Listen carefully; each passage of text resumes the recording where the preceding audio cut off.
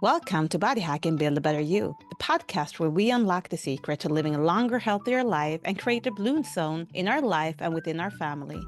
I'm your host, Michaela Morell, and I'm here to provide you with the tools and knowledge to empower you to build a better you, one essential building block at a time. Hello from Sweden. Christmas holiday has been spent with loved ones, and I recorded today's episode earlier this fall. I felt it was a perfect episode to be released right before New Year, since so many people wonder if changing your diet might be necessary to reach new health goals. But what changes are most important and what diet is the perfect one? Is veganism, vegetarianism, keto diet, or carnivore diet the perfect one? How come there are so many people swearing about how effective they are, yet they're so different? Can they all be healthy? I will explain this and much more. So wait to make those New Year's resolutions until you've heard it all. I want to remind you that this podcast is for educational and entertainment purposes only. Read the disclaimer in the show notes, and I want to remind you to always consult your healthcare provider if you plan to make any dietary changes. Welcome to my podcast, Body Hacking, Build a Better You. I'm your host, Michaela Morell, and today I wanted to talk about what is the optimal diet. So I was traveling to London this last weekend, and I was sitting around the dinner table talking with a good friend of mine that I actually met on a podcasting course, Nicole. And we were talking about what is the optimal diet. So I kind of wished I had a mic with me because the conversation was really good. But I'm going to try to replay the conversation we had. So, a lot of people out there, and I can understand the frustration out there because a lot of people have tried different diets, they have tried different to cut out some different types of foods, they've tried to implement more of some foods, they're trying and trying and trying to find what is working for their body. And when someone is asking me, what is the optimal diet? I always say, well, it depends because there is no right and wrong here. What is optimal, however, is to make sure that the body have everything it needs. And what does the body really need? Well, it needs foods that are foods. Okay, if the food you're eating is not technically food that the body is able to recognize, the body is most likely not going to have any benefits from the food, and it might even be harmful. So when we're looking at foods, we want it to be as few ingredients as possible. We want it to be as close to what it was designed by nature to do with our bodies. So when we're looking at diet, we need to understand how the body's built up. And the body's built up mainly by proteins, and they're built up with fats. And then we're having vitamins and minerals that are helping and supporting our body function. So even when we're looking at the cell membrane that are building up and where you might remember biology and we have the DNA in the middle, but very few people have been focusing on the cell membrane. The cell membrane is actually built up mainly with fats and proteins. So we have to understand that the body has certain need for different nutrients to be able to build up healthy cells. And if the cells are not working, well, then we're gonna not be able to produce as much energy as we need. And a lot of the communication between the cells will not function. And even the hormone receptors that are on top of the cell membrane might be numbed out and not be able to function. And maybe that's the reason why there is an epidemic of hormonal issues in this country and in the world. Everything from thyroid issues to diabetes to insulin resistance and all of the other types of hormonal issues people are experiencing. And even if we go to the doctor, even if we're checking our levels and we're getting medication and we're getting that into our blood, we might still feel like there is no improvements.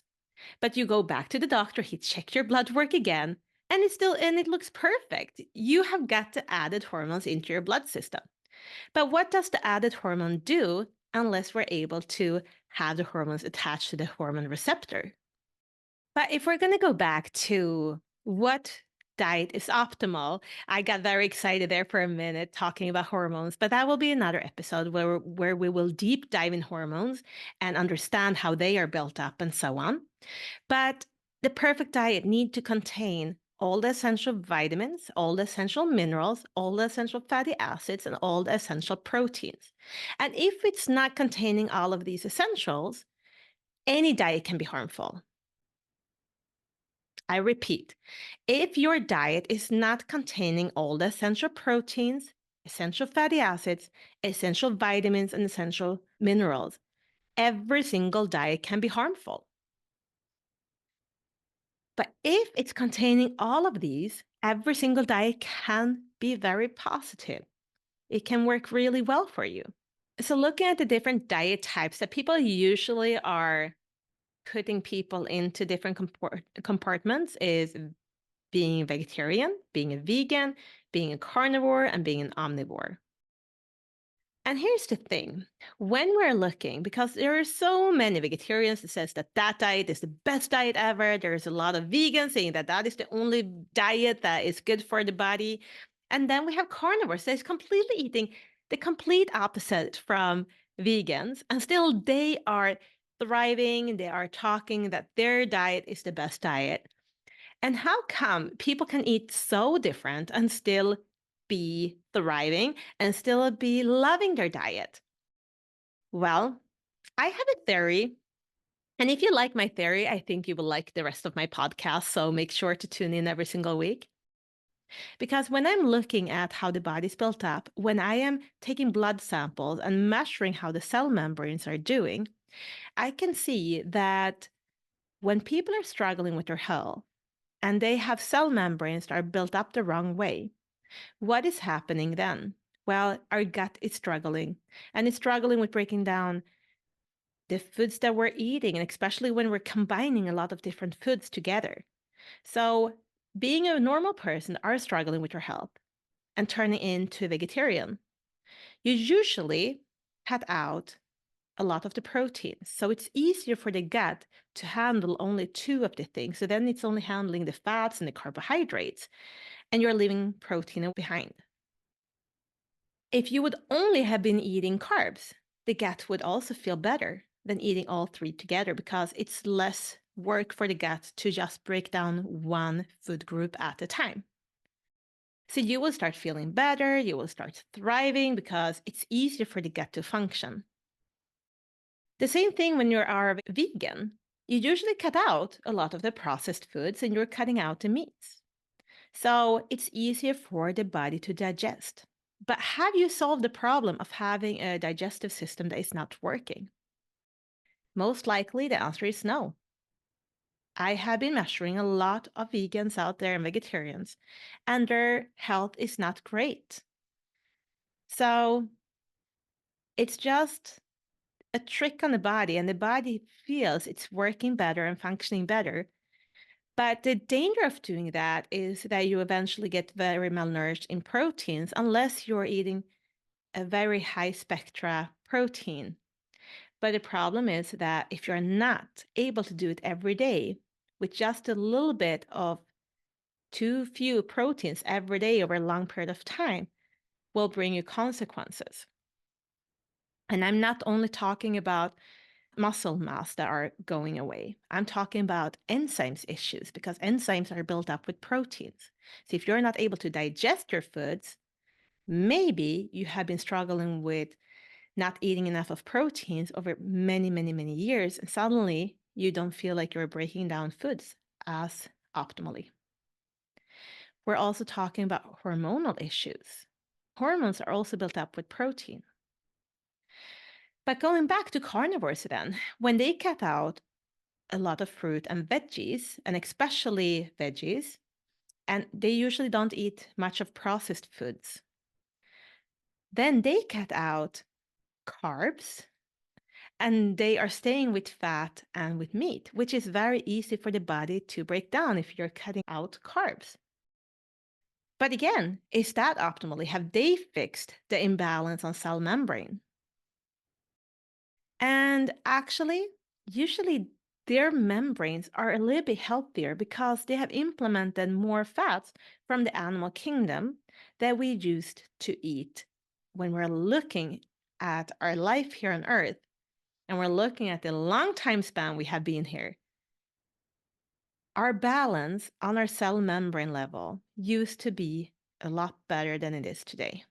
And the carnivore diet is usually moving people closer to that sweet spot, the optimal levels. But measuring them too, they can still be struggling with not having optimal levels. So I think the biggest reason why people are feeling so good on different types of diets are simply that they're cutting out processed foods and they're eating more whole foods. And then they're cutting out one food group that is making it easier for your body to digest. But is that the optimal diet? Well, I believe the optimal diet is when you're getting enough of essential vitamins, minerals, proteins, and fats. And start focusing on those and calculating how much of those you're getting in every day. Because what we are struggling with as a whole is that even if we're eating very healthy and eating lots of fruit and veggies, and we can focus on organic foods, we may not still get enough of the essential vitamins and minerals into our system. Even if we're eating protein every day, we may not get enough of proteins to help with optimal levels in our body. Even if we're eating fats every day, we may not have enough of fats. So those are the things I'm focusing on. And I noticed that whenever someone is optimizing their levels of all of these nutrients, the body is starting to function better. So I truly believe the body is self-healing under the right circumstances. And I believe a healthy body begins with a healthy cell.